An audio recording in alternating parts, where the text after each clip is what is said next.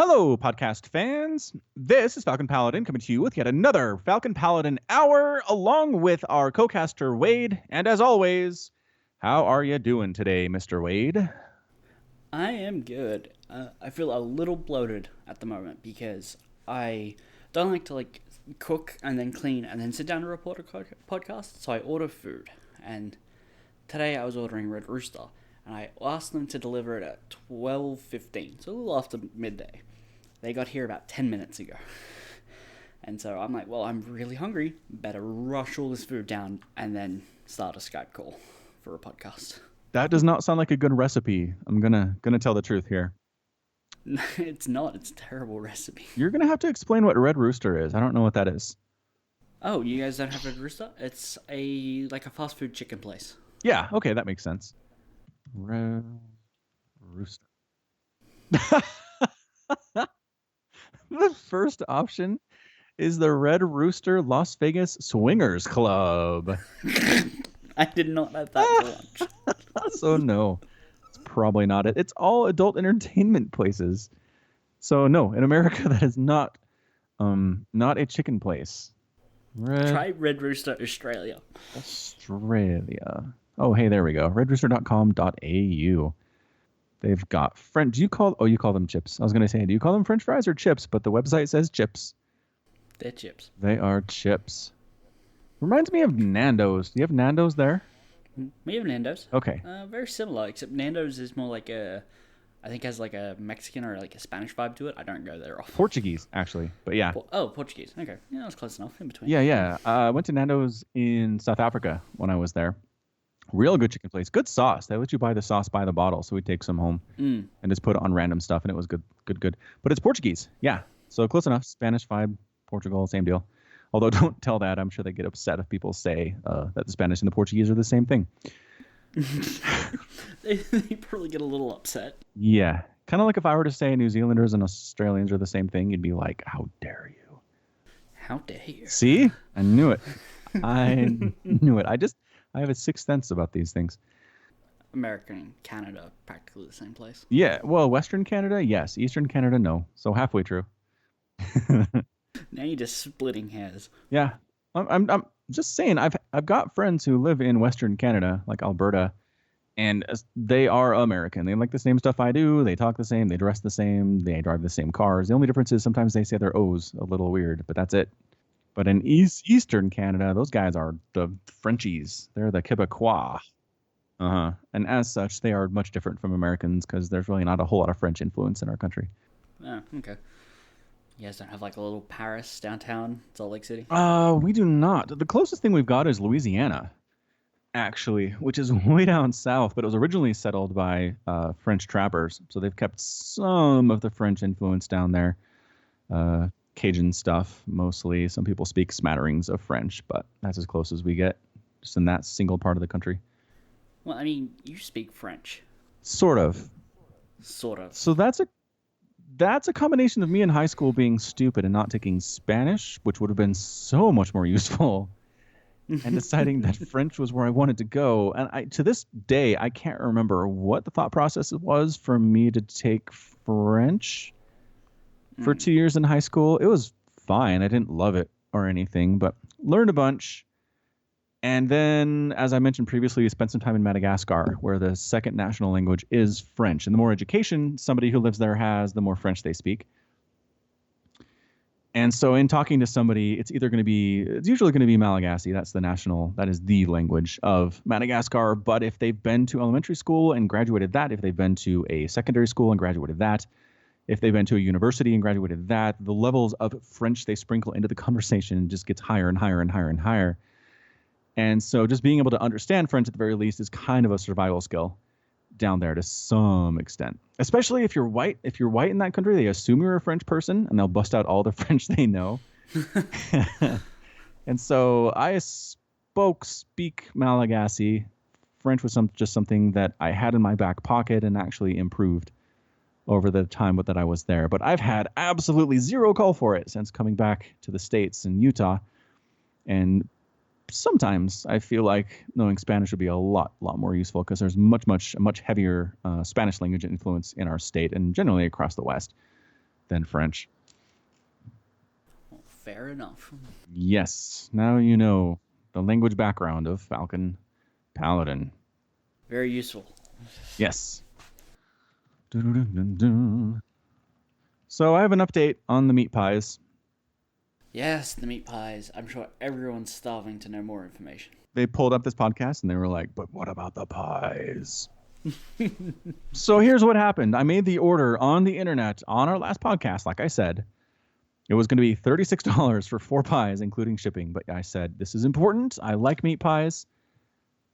I respect the Australian culture and what Wade can offer to this podcast. So I'm going to do it. And I clicked the button and I ordered it. And then the next morning, I got a phone call from a number I didn't recognize. And I said, I usually don't answer the phone when I get phone calls I don't recognize, but I just ordered something from another state, so I'm going to pick up this time. And I picked up, and this lady said, hey, this is the Australian bakery. She did not have an Australian accent. I think it's a fraud. 0 out of 10. Yeah. I was like, oh, are you guys even really Australian? I didn't say this. I just thought it. And she said, show me your visa. Are you actually from the land down under? The answer was no. And so she says, did you just order 4 pies from us? And I said, yes, actually I did. I gave you my phone number. So that was me. She said, well, here's the thing. You live so far away in Utah, of all places. This is coming from Georgia. It's a pretty far away distance.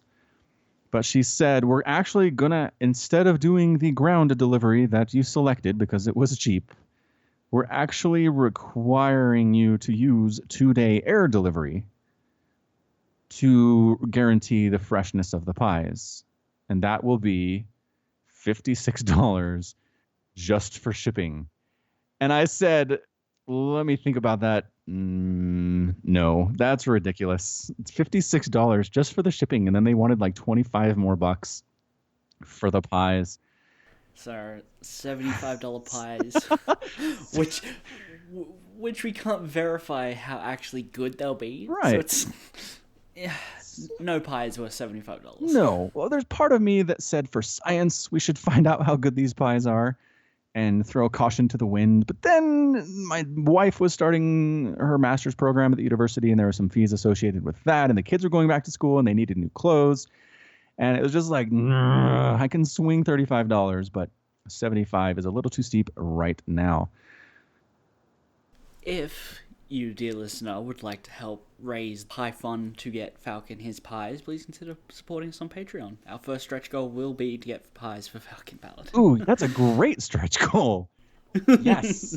So link in the show notes to the Patreon page. Again, it's just a great organization that lets you support free content that you're getting without having to listen to ads, right? You hate ads. Everybody hates ads. We're not going to get ads. And so if you don't want ads, consider subscribing. You can subscribe to us for as little as $1 a month. And considering we give you an hour of entertainment every week of every month, isn't that worth $1, Wade? Is that worth $1 to you? It is. So yeah, anyway, Patreon. Check it out. Check out the link. And again, stretch goal is going to be pies for Falcon. We'll consider other stretch goals. If you have any suggestions, let us know. The creativity of our viewer base is very important to us. So we'll also always take feedback at falconpaladin@gmail.com with the subject of podcast. I read every single one of those that I get. I got one actually last week where somebody said, in the car, I have a hard time hearing Wade compared to you, Falcon. You're big and you're booming and you're loud, but if I turn it up loud enough to hear Wade, then you are overpoweringly loud. So we're going to try to mess with the levels on this cast and see if we can improve it. If worse comes to worse, we'll turn down my levels in an attempt to bring this into a better balance. But again, I just kind of have a natural bassier voice than Wade does, and I think that's a large part of the problem. Yes. Just stop being you for like an hour. Could you do that so people could hear me, please? An hour a week? An hour a week. Maybe I could do my NPR cast voice. You have an NPR. For the pod. I've done it. How does that go? So I've done it twice. The first time it was when I used to cast with Heartless, and we were messing around on Skype one day and just started talking in an NPR voice, which is just soft and melodious and non-threatening and in every way just the softest voice you can ever hear. It's smooth listening for those who don't like being startled. That's creepy.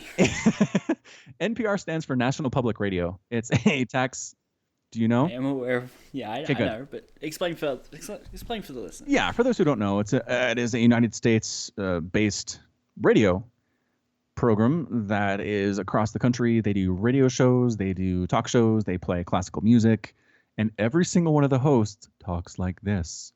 It's like they're given specific training on how to be an NPR radio host. And so Heartless and I did one of those and managed to get through the whole thing without busting up laughing at each other. It was hard, but we managed. And then the second time I did it, I developed some kind of crazy sickness where I don't know what it was. My throat hurt and I was coughing a lot and I lost my voice actually, which is where the buffer came in. The buffer kicked in. Nobody noticed anything, but I was feeling blah. And then my buffer started to run out and I wasn't getting better and my voice wasn't coming back. And it got to the point where I was like, if I don't cast something tonight, I'm going to have to miss a day. And to that point, I'd never missed a day. And it was a huge point of pride. And so I tried some tests, tried to see if I could cast without sounding like my voice box was exploding, because that's what it sounded like when I talked normally. And I found that if I just talked in this range and I used the old NPR voice, that section of my vocal cord area was undamaged and able to speak clearly. So I did, and it was a long cast. It turned out being like a 35-minute cast where I was just so chill. And I don't know if I should bring it back. It was fairly popular, but it's also pretty hard. I'm flipping a coin here to determine whether or not I ask you to do the rest of the podcast like that, or just stop it immediately. I can't decide. It is kind of creepy. You're right about that. I mean, I don't do it quite as well as the NPR people do. It really sounds warm and friendly and welcoming when they do it. Is that their normal voice, or are they instructed to do that? I think they're instructed to do that, because I've heard NPR hosts on other radio programs and on TV where they're being interviewed by another program and they sound normal. Like, they have nice voices because they're on radio. You can't be on radio with a bad voice. But They're definitely not doing the NPR voice. They're just talking normal. So strange. I guess they really just don't want to offend anyone. Yeah. Or freak anyone out. Yeah. I mean, if there was ever anything startling on that station, I would be so surprised. But it's hugely popular. People really love the programs on that. They like the hosts. Especially popular with like the college-educated crowd. They kind of try to cater to those people. And they do news and weather and stuff, and it's good. I heard about them through some of my other podcasts. They occasionally get brought up. But the thing that always stuck out in my mind was apparently when they don't ask for donations and things like that, but they say if you do want to support the show, to go to your nearest radio station and give them money, because apparently their NPR podcasts are done kind of through the same like government-funded radio stations in America, and so that if you donate to them, technically some of that money will pull through to them as well, but you can't support them specifically. Huh. I'm taking a look at their website right now, and yeah, you're right. If you want to support public radio, go to a member station. Your local NPR affiliate. Looks like you can donate directly though. Oh, you can? That might be new. Major gifts from individuals. You can send a check to NPR in Baltimore, Maryland. You can go to giving@npr.org with a credit card. You can wire transfer. You can send them stock. You can include NPR in your estate planning. I'm not making this up. This is true. You can do employer gift matching. What is that? That's where if you donate money to NPR, your employer will match the donation. Oh, okay. And give them the same amount. I had no idea all these things were possible. All right. So yes, the first thing here is go to your member stations and give them money. But if you can't do that, or you'd really rather not to for some reason, there are some other options. Yeah. Well, that's enough about how to support other podcasts. It is. They get tax money. They don't need our support. Well, no, they don't. I mean, maybe a little bit, but. So, I've been hearing some feedback about the public test room and those proposed StarCraft 2 balance changes. Have you been hearing stuff about this? I've seen a little bit, not a huge amount. Like, I've heard new Stalkers beat, like, the one base Roach Ravager all in. Oh. Which is, which is nice, but I basically just read the headline and said I'm a Terran. Skip. Yep. I was like, I'm glad you've got a way to deal with that. Beyond that, I haven't really seen much. What have you been seeing?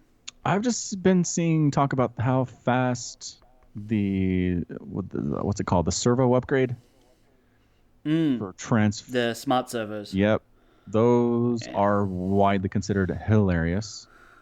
Yes. I linked Pig vs. Jason last week in the show notes. And my god, they change so fast. It's blink of an eye and you miss it.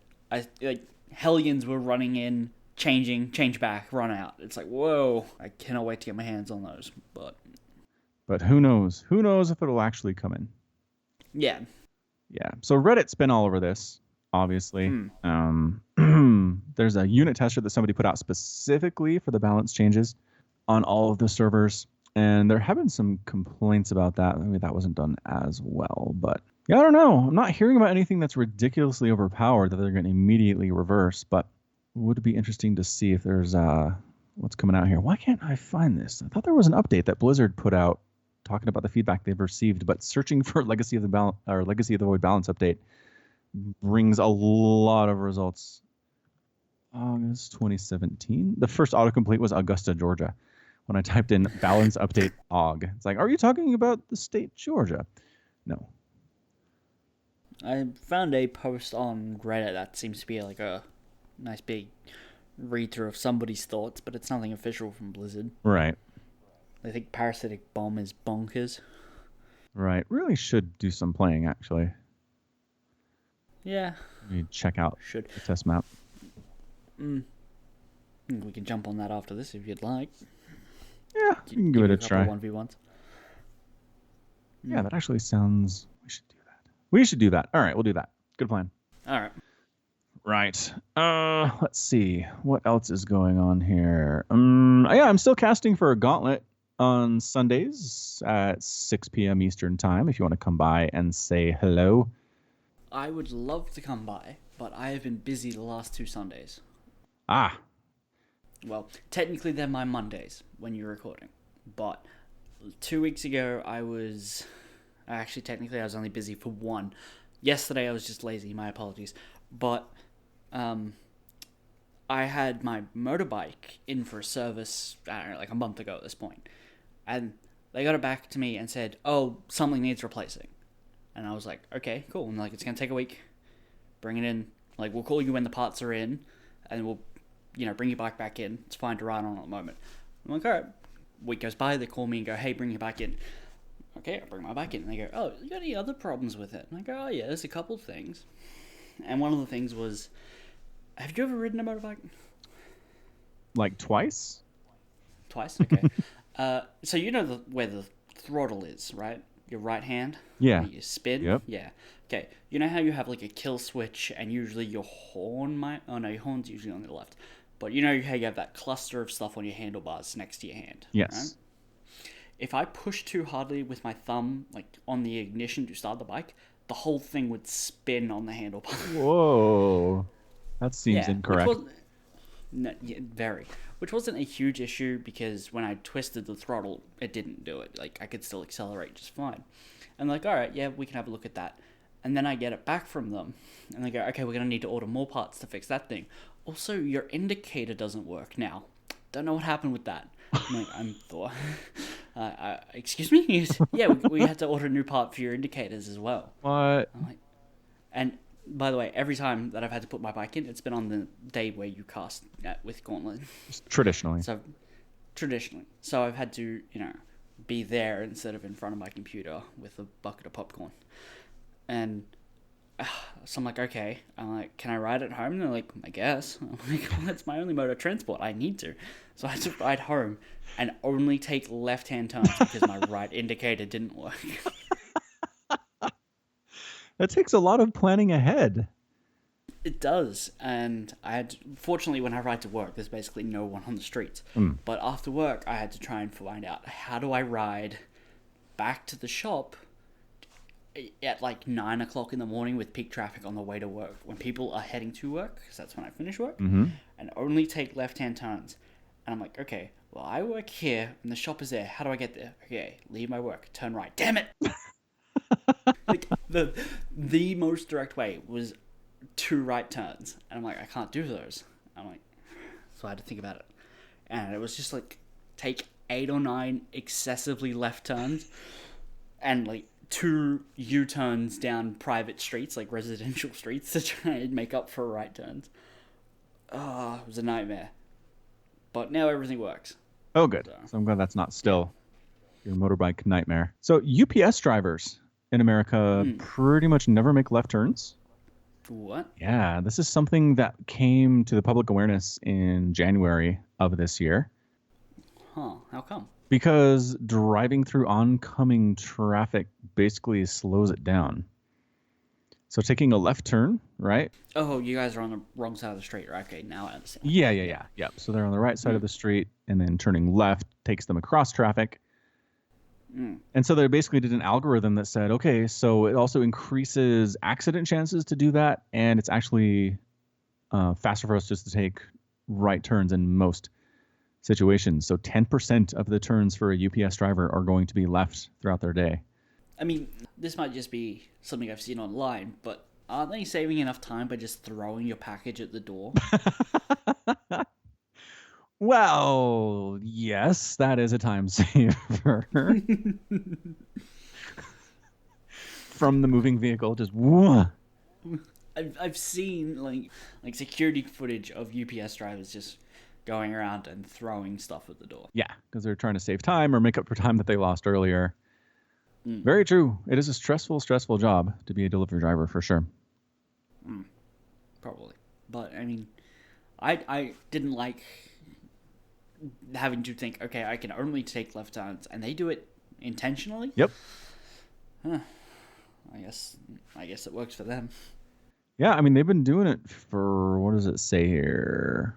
Doesn't say. So they began with the assumption that the most direct route was the best route, but when they factored in accident risks, travel time, and fuel use, it became clear that left-hand turns across traffic were a problem. Higher risk of accident, waiting for a break in oncoming traffic wastes time and idling fuel and increases accident risk. There you go. Fair enough. There you go. So if you want to be safe, take only right-handed turns. It's not the most common thing you'll hear when you, like, there's the start of the phrase, if you want to be safe, always wear protection, not, take left turns. Don't take left turns. It's an odd way to end it. I don't think it's going to catch on. No, it's not as catchy as, like, wear your seatbelt or wear a helmet or, yeah. Yeah. Which, it's crazy to me that sometimes in some states you don't have to wear a helmet. Yep. That is ludicrous, because here admittedly it's the only technical piece you need to wear. As long as you've got a certified helmet, you could wear nothing if you wanted to, other than that. They have public decency laws in Australia. Truthfully told, I don't know. I'm gonna Google it. Public decency Australia. Mm-hmm. You might find a bunch of stuff from our what was it? Essentially a parliament member walked into parliament wearing like a full burqa and was like, nobody wants us to see my face or ID. It's like, yeah, it's because we all know it's you crazy lady. Okay, so it says here at findlaw.com.au that all jurisdictions have laws criminalizing obscene exposure, which states that a person will be considered to have behaved in an indecent manner if in a public place or while visible from a public place or in a police station. This is very specific. I was going to say, do roads, does the highway count as a public place? But I assume it's seen from a public place, so...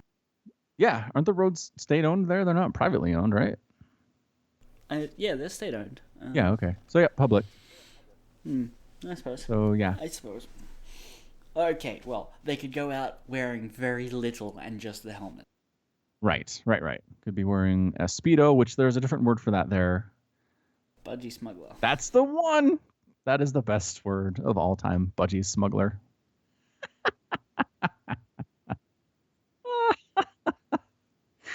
So good. So good. It's pretty good. It's pretty good. It is good. There were, I remember, I'm just pulling news stories out of my head and I don't even watch the news. I remember this would have been years ago, but there was this photo going around of a guy who I think wasn't our Prime Minister at the time, but then later would be, of him at the beach in a Budgie Smuggler. Nice. Yeah. That's so good. Tony Abbott, I think his name was. Didn't harm his political career all that much, apparently. Well, I mean, he's not in office now. Oh, did that kill his attempt? No, well, that didn't, but some other stuff did. It was a pattern of behavior then. Well, politics works very strangely in Australia. There are times where I'm like, what's happening? I don't understand, and I just give up. Now I'm pulling more headlines out, like Kevin Rudd. Like, when he was running, Kevin Rudd, the biggest thing that anyone thought would hurt his campaign chances was the rumor that he had once visited a strip club. Goodness, one time. It probably bolstered his support. I'm gonna say, I feel like Australian culture is okay with that kind of thing. It might be. I don't know. I've never been. But I mean, I don't know. Do you know people who routinely admit they go to strip clubs?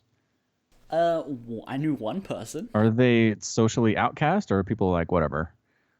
I mean, people are mostly like, whatever, Yeah. But the guy's a little strange to begin with. Right. So, I mean, that other stuff, sure, that causes problems. But if he was a normal dude who's like, yeah, I go to strip clubs sometimes, it'd be like, we don't care. Yeah, I think most people just go, don't care. The most times I've usually seen stuff like that is like bachelorette parties and bucks nights and stuff. Yeah, so like a once-in-a-lifetime deal. For the sake of tradition. If you're doing it probably once in a lifetime. Yeah, probably. Not good for the relationship. Can't imagine, but maybe people would disagree. Maybe. So, current news, not from long time ago news. Has your news got anything about the hurricane that's hitting Texas right now? I've seen a couple of headlines. Okay. And some photos. Yeah. So it's Hurricane Harvey, which I believe you have a different word for hurricane down there. No, hurricane is the word we use for hurricanes. Okay. So like Southeastern Asia call them typhoons? Typhoons are different. Call them... I thought there was a different word for it. In different places. All right, fine. Hurricanes. Our international audience will know what we're talking about. So yeah, hurricane. And it was supposed to basically pass over Houston, which is right on the coast, right on the Gulf of Mexico coast. But then it just kind of sat there and just dumped and dumped and dumped. And now there's incredible flooding in Houston, like some of the biggest flooding they've seen in 100 years. Right there. And so I just sent you a link. We'll probably put it into the show notes if you are interested in seeing more.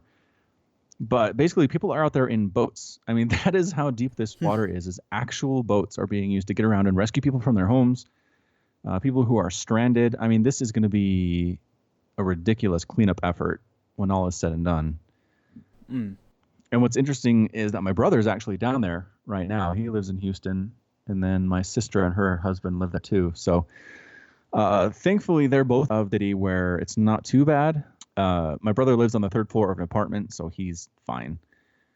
And then my sister lives in a home where, for whatever reason, I don't know if they're in a higher part of the city, but the water has been along the roadway, but hasn't come up to their house yet. So thankfully for them, they're fine. But there have been people who have been rescued from their homes. Like, they get stuck in their attic. The flooding is so bad, and they're punching holes into the roof to get picked up by helicopter. I mean, it is pretty crazy stuff. Says at least 6 people have died. 3,000 people have had to be rescued. People are getting mandatory evacuation zones. People are forced to get out, and it's supposed to continue for the next few days. So it is a much, much bigger deal than people thought it was going to be, and it doesn't look like it's slowing down anytime soon.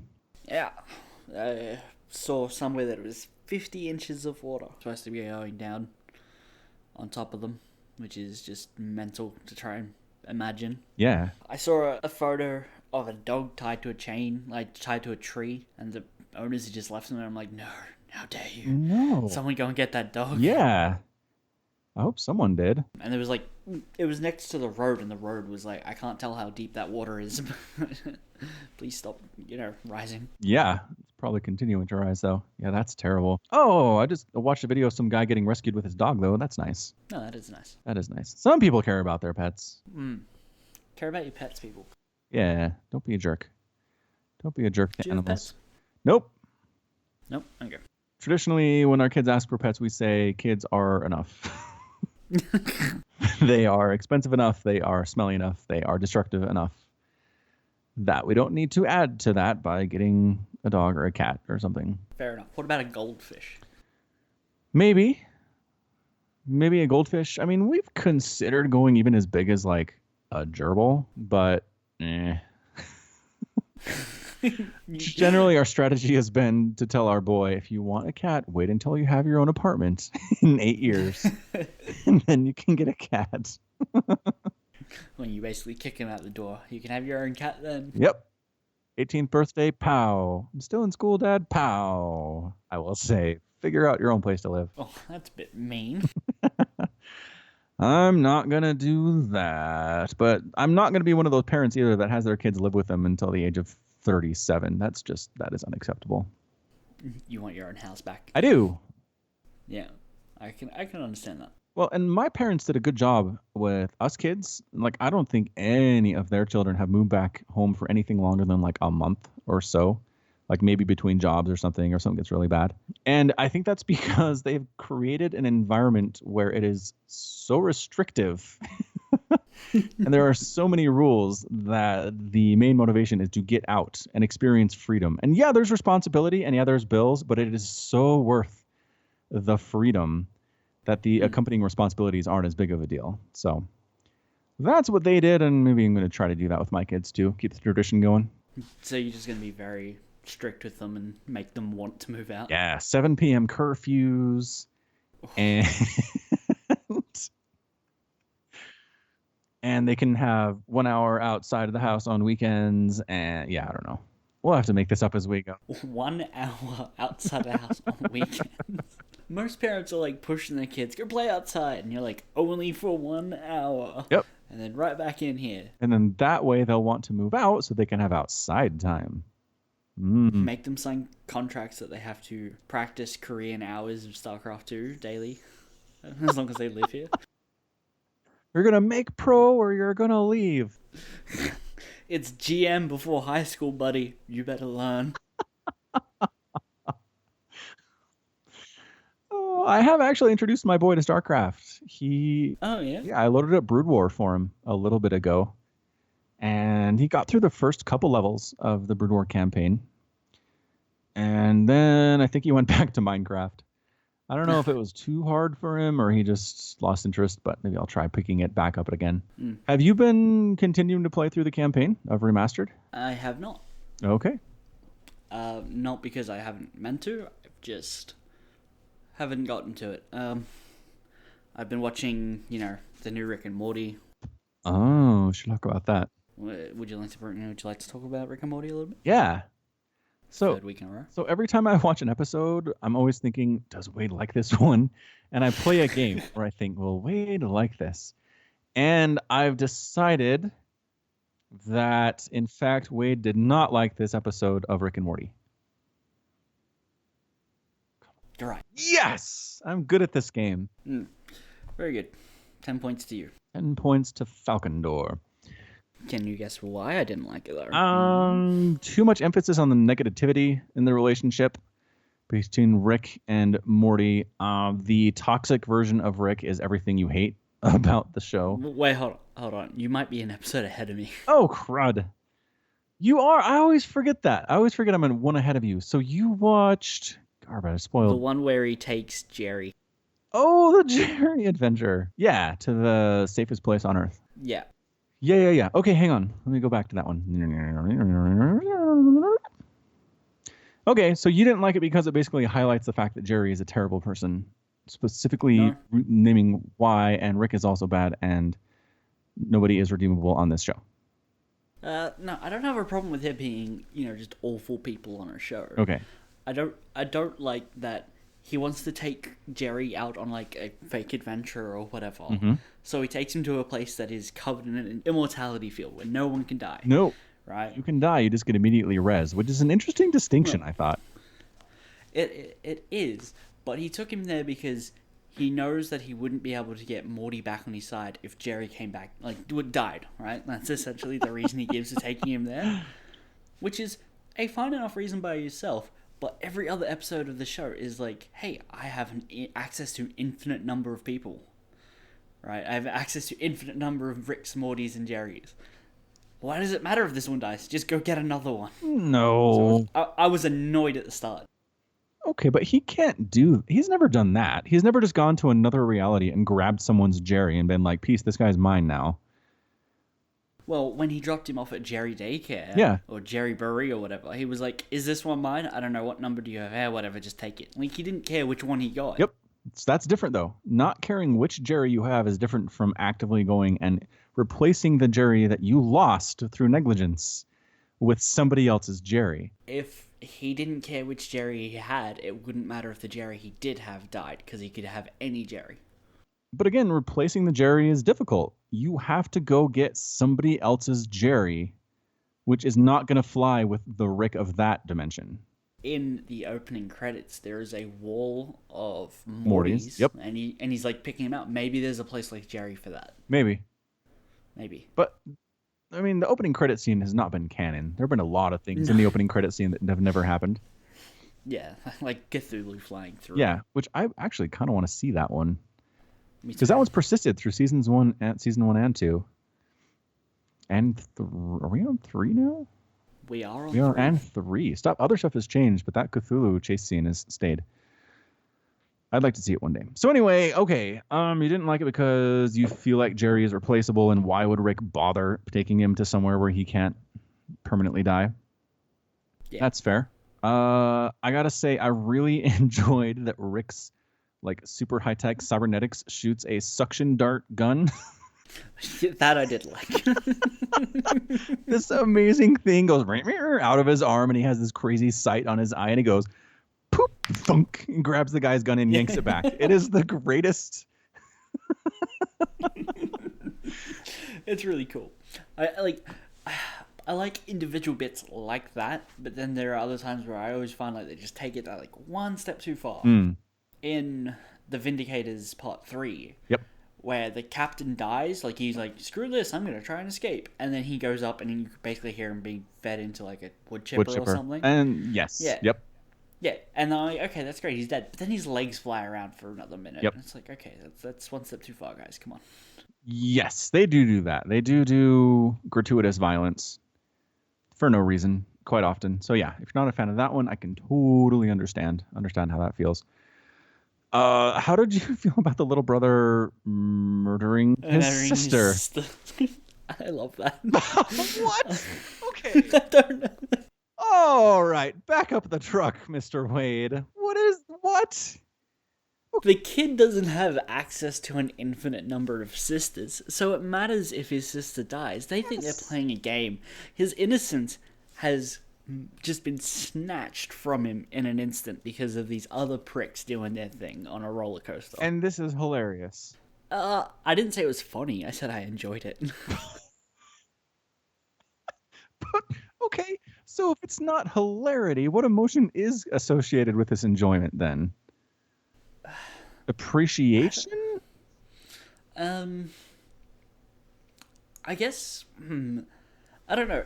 There's a notion I've seen in some filmmaking videos I've seen where you have a premise, a setup, and then a payoff. So it always works in threes. Yes. And the setup is so you've got the kids running around shooting each other, and then you see it again, and then the third time is the payoff is the sister actually being dead, right? Yes. And there was just something about that mini narrative within the story that I really enjoyed.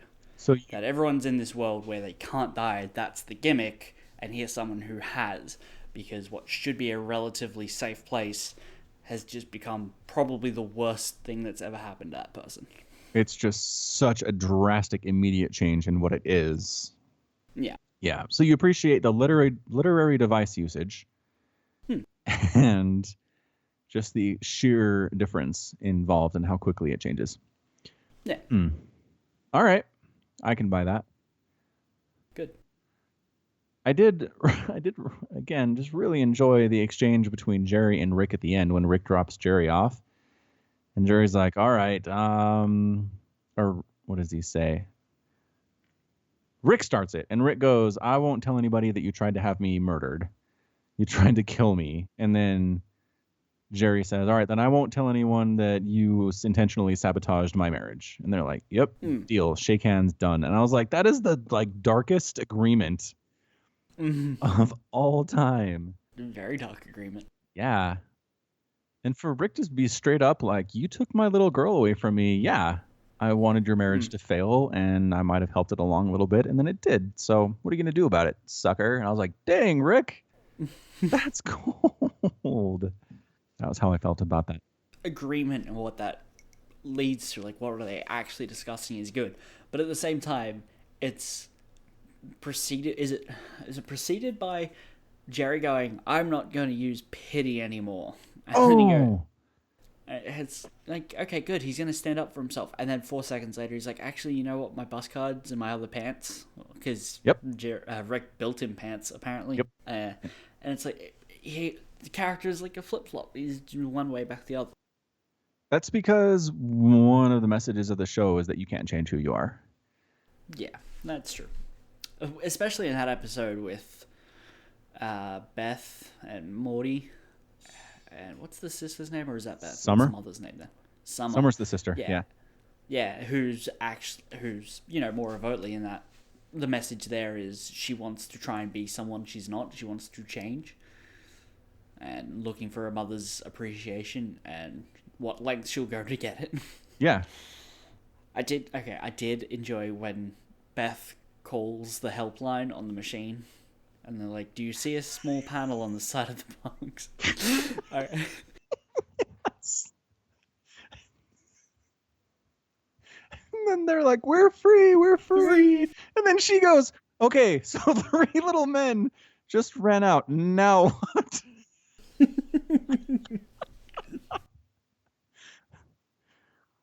Oh, that was good. That was good. And then Morty standing up to his mom and being like, "Look, you're a lot more like your dad than I think you'll admit to yourself." That was an interesting moment for sure.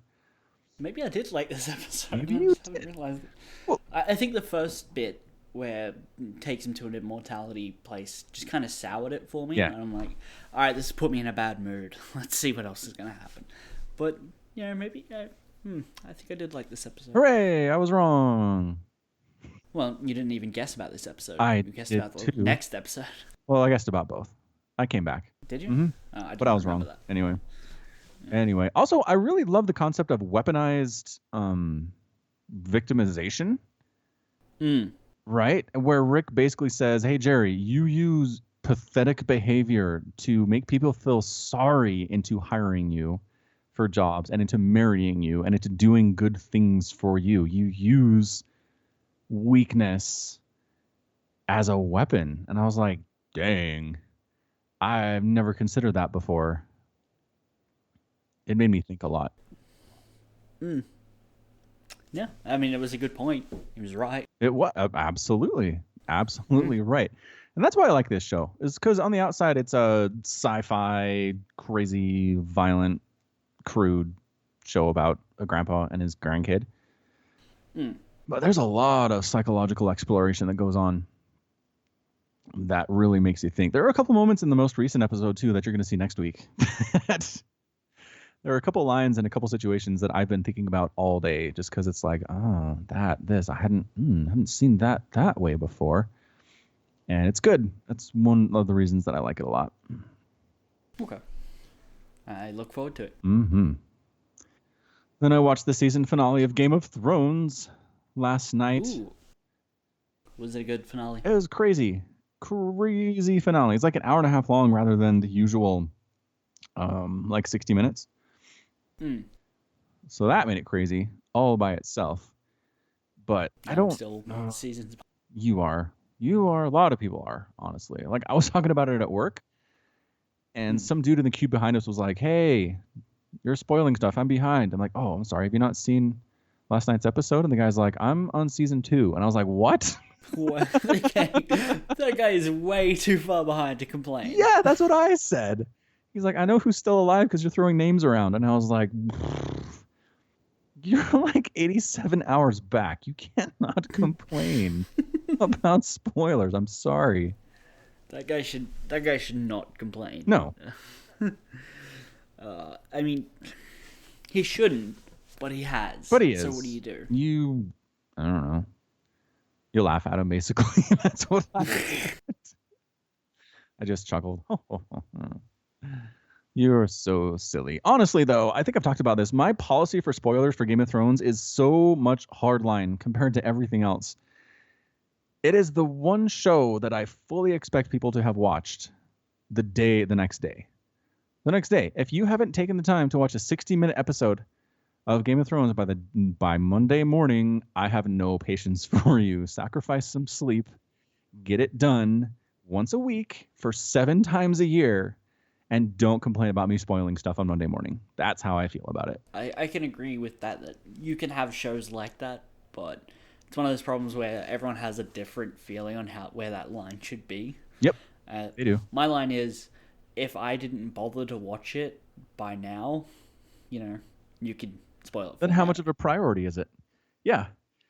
That's how I feel about it. If you don't make it a priority to keep up with the show, then you can't feel strongly about being spoiled. It doesn't mean as much to you as it does with somebody else. I don't know. It's just my theory about it. Other stuff, I am much nicer about. Other TV shows, movies, I'll have a spoiler time built in where it's like, okay, this movie just came out 2 weeks ago. I'm not going to spoil it in public conversation. I'm okay with that. But Game of Thrones, I am so hardline with this thing. If you didn't see it, too bad. You're going to get spoiled because I'm going to talk about this loudly in 6 different places in the office today. All throughout the day. You can't avoid it. Up your game, bro. Up your game. But again, that makes me sound like I'm always like that. But I'm not. I promise. Just about this one thing. 7 times a year, you guys. That's all it is. It is not crazy. So part of me right now is like, I should spoil this for Wade. But then I'm like, go for it. I have no plans on watching it at the moment. Should we? What do we got? 10 minutes left on the pod? Yeah, about that. Is there anything else we want to cover? I might just do Game of Thrones spoilers for the last 5 minutes. I've played a little bit of Destiny 2. Oh, you did. Totally forgot. It's on my Blizzard launcher. Yeah. Is that why you played it? It's because it was on your Battle.net launcher and you're like, oh, Destiny. Well, I played it because I put 500 hours into Destiny 1. Oh. So I wanted to see what Destiny 2 was like. That's a better reason. Hold up. So yes. The open beta period is tomorrow, you witch. How are you doing? Oh, right. Australia. No. No, that's not it. People who've pre-ordered get a day early. Oh, early access. Oh, I see. Yep. Got it. I should read more carefully. I was kind of under the impression that the early access, that the beta would be like it was for Destiny 1. Where there would be a lot to do, and so I'd want that extra day, but it came out at around 3 a.m. this morning, and I'm pretty much already finished covering everything that I wanted to look at in the game. So how many hours would it take you? 6. Okay, it's not bad. Yeah, and that's skipping cutscenes as well. You're skipping new cutscenes you've never seen before? No. I watched them the first time and I skipped them on subsequent playthroughs. Okay, that makes sense. Yeah, that will speed it up. Yeah, because in Destiny 1, when you in the beta period, what it was make your character. All right, pick your class. All right, now we're gonna go through some cutscenes, introduction. It was basically like the start of the game, and you could play to level 7, right? And they gave you a whole planet to explore, which wasn't a whole planet, but it was like. They gave you a large area where you could just explore and free roam, and maybe you'd bump into other people and stuff in certain areas. And then they gave you, I think 5 missions, maybe 3 or 4, maybe 5 missions that you could do there. So you get a small part of the narrative, right, for what little there was in Destiny 1. Right. That's the reason I didn't play it, but continue. Yeah. There were reasons through that 3 times over, because you had 3 classes, and you wanted to see how each class played. Yeah. In this one, they start you off with a level 20 character. Whoa. So it's essentially max level with relatively high gear. And all your skills basically unlocked. And it's like, all right, do a mission, right? And that mission is pretty easy. It's 20 minutes skipping cutscenes, because I've done it 3 times now, skipping cutscenes twice. Yeah. And it's a good mission. It's fun, and it lets you try out your abilities and stuff like this. And they give you some cool weapons. And so all the gameplay is still very similar from what I can tell in Destiny 2 now. But on PC it feels much better. Right, because it's 60 instead of 30. Right, that's a big deal. Yeah. But instead of giving you an open area to explore, there isn't. They just, alright, we're going to send you to orbit, which is the closest you got to like your area, where you'd sit in your ship and go, okay, I want to travel to the social area, or to Earth, or to Mars, or to Venus. Now they send you to the orbit, and it's like, okay, I want to do this one other mission where it'll matchmake me with 2 other people to do it. Nice. Or I want to play multiplayer. Oh, okay. Yeah. You're playing with real people no matter what. Yeah, well, I mean, you'll have to do that anyway in Destiny, because it's a shared world shooter, whatever that is. There is no single player or offline versions of the game. Yeah. But I couldn't, in Destiny 1, the beta, I was, running around exploring, and I came across areas where it's like, okay, this is going to be a place where you can go when you're a much higher level, and at the moment, this is enemies you can't beat. And I remember getting my friends and being like, hey, could you all come here? I want to see if we can gang up on this, like, level 20, and there's, like, 7 level 7s of us trying to take down this giant ogre-looking thing. Nice. And and we couldn't do it because essentially it was just like, you do, like, 3 damage per shot, and he walks up and hits us, and we die. But in Destiny 2, it's like, okay, well, I can't explore anything other than the 2 missions that they give us, one of which I'm tied to a leash with 2 other people. Yeah. And if they get too far ahead, it'll port me to them, or they'll just yell at me because I'm trying to, like, let me explore the map. This is the only chance I get. So, yeah, you're definitely getting dragged along, for sure. And the main story part that they drop you off at the start is very linear as well. So, there's not really a whole lot to explore there. Right. Well, good to know. Maybe things will change when they actually release, but probably not. I already know that when they release, they'll have the open area exploration and stuff like the first game. They just haven't shown us for the beta so far. Like, you can have that on launch. That's not the stuff we want you to look at. Fair enough. All right. So, yeah, Destiny. I mean, again, just lack of story in Destiny 1 prevented me from from playing it at all. Yeah. So. Well, Destiny 2 will have story. Very good. Perhaps I will check it out. We will see. Maybe. We will see. Speaking of story, you were going to spoil some for me. Yeah. All right. So Game of Thrones time. Dun, dun, dun, dun. If you don't want to hear about Game of Thrones, don't want to get spoiled, just end it. There's nothing else after this. We're just going to talk about Patreon again and thank Concordia Recordings. So done that already. So Game of Thrones, 1.5-hour season finale for a shortened season of 7 episodes instead of 10. And the fan service is coming like in the windows and down the chimney, and they are just being like, hey fans, you want to see this? Here you go. Hey fans, you've been talking about this on the internet. Here's this one too. And like, they're just writing the show based on what people are talking about online, and it's crazy. It is crazy what's going on. So that's what's been happening. Specifically, let's see, what was extremely fan servicey?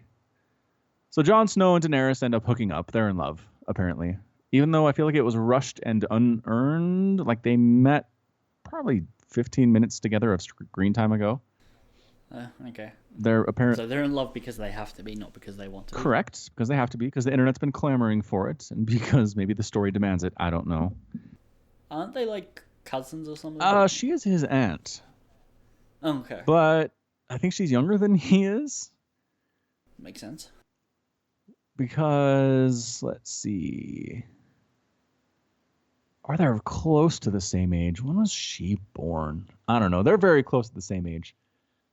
So it's an incestual thing, but where they don't know that it's incest and they didn't meet each other until 10 minutes ago, and they're close to the same age, like, it's just not as bothersome to me as for example, Jaime and Cersei incest, where they've been doing it since they were like 14. Yeah. Much more concerning, much a different level for sure. So there's that. And then basically everybody's been talking about, we want to see the Hound fight against his brother, the Mountain. We're calling this the Clegane Bowl. And they're basically like, all right, we're going to have the Hound. Yep. We're going to have the Hound walk directly up to the mountain and be like, what up? I'm coming for you. And then walk away. So they're like, we can't do the Clegane Bowl in this season, but we promise you guys it's coming next season. Come back to Game of Thrones Season 8 because Clegane Bowl confirmed. Yep. So there's that. Then there was the Ice King, the Night King riding a raised zombie dragon burning down the wall. Oh. Big deal. Yeah. Big deal. And kind of fan servicey. I mean, right, Night King riding a dragon, pretty awesome, wall going down. Like, just visually an impressive scene for sure. But it was just like, this is what people have been clamoring for.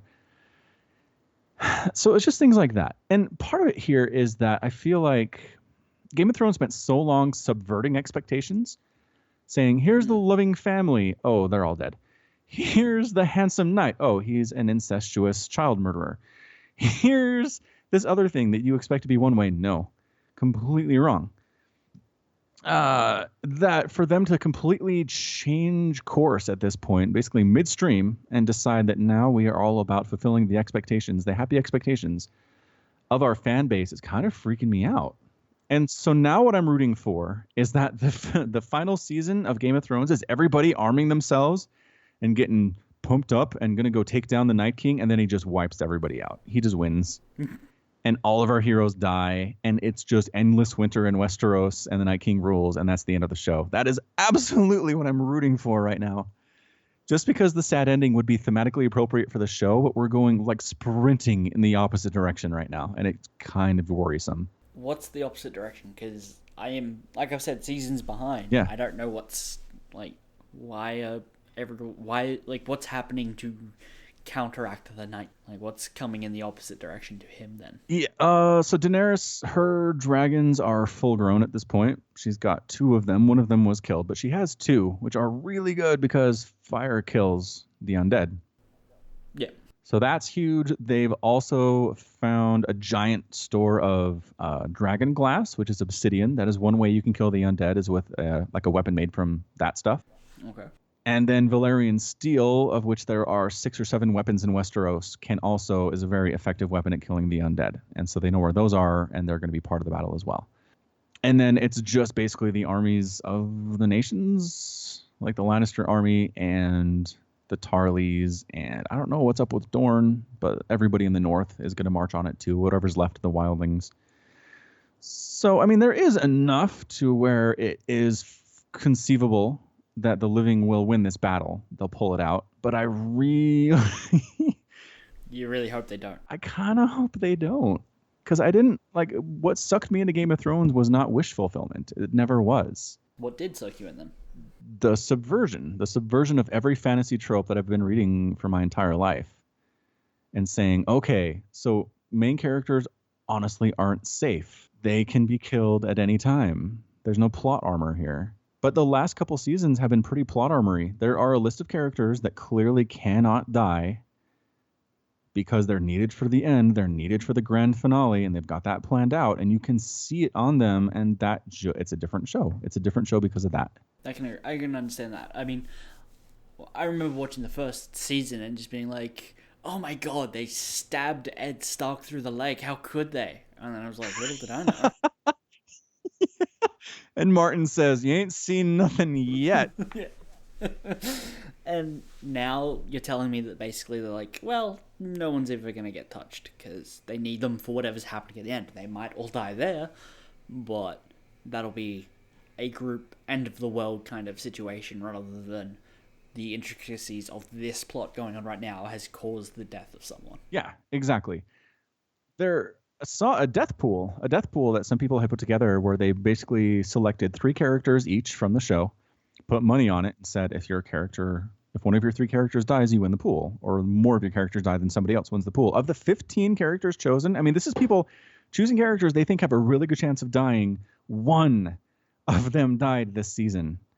1. It is shocking how few characters are dead, even among those that we felt were super in peril of dying this season. And they keep putting him in positions where it's like, okay, Jon very easily could be dead here. Nope, he's fine. This other guy could be totally dead here. No, he's fine. Jaime's in mortal peril 3 or 4 times during this season. No, he's fine. So they're absolutely just tearing up the work that was done in the earlier seasons and turning it into something completely different. And I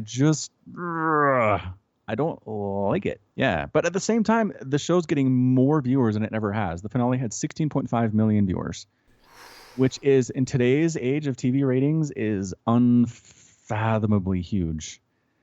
So it just encourages them to keep doing this. That's the problem with appealing to fans, is you appeal to the fans. Yep. And then if you appeal too much, you lose what made you special, and then it starts to tank the other way. So I don't know. Maybe there's a life lesson in there somewhere. Maybe. I was actually, one of the shows I was watching over the last week was Community. Have you ever watched this? Yeah, that's Dan Harmon. It's the same guy that does Rick and Morty. Yeah, I know. Yep. Because the very last episode of Community has a character voiced by pretty much Rick, I think. Justin Roiland, yeah. Yeah, it's like this animated character called Cube Head, like Ice Cube Head or something. Uh-huh. He's only in it for like 4 seconds, and it's dumb, but it's very clear that it's the same voice actor. Yeah, I was going to say, there's a line that one of the characters has, Abbott, where he says, I can't remember the exact quote, but they're talking about why there won't be a season 7, and there's a line that we walk, if we stick too close to it, we're safe and boring, but if we stray too far, we're weird. Yep. It's a tricky balancing act for sure. So Justin Roiland actually does the voices for Rick and Morty. Yeah. Yep. Which, I knew that. Have you ever watched like video of him doing the voice acting for it? It is crazy. It is nuts that he can pull that off. Fair enough. The game Lawbreakers, believe it or not, fun fact, has a capture the ball kind of game mode, and like get the ball and go score. Uh-huh. And the ball is the voice of Rick. The ball needs a voice, I guess. Yeah. Fantastic. All right, we're straying away from Game of Thrones, which you promised we would end on. So let's wrap it up.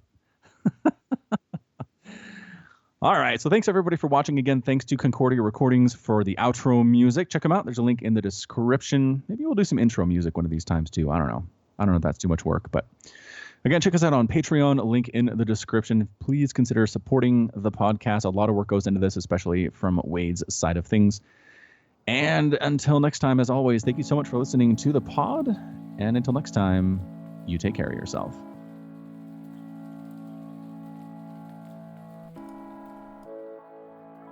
Once we thought that we'll stay young, and this world is never gold.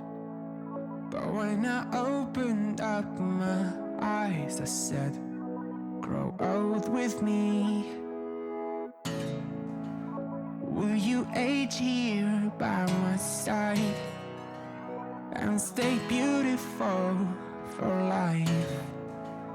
Or fade away in the darkness and leave me here. This world is a cold place without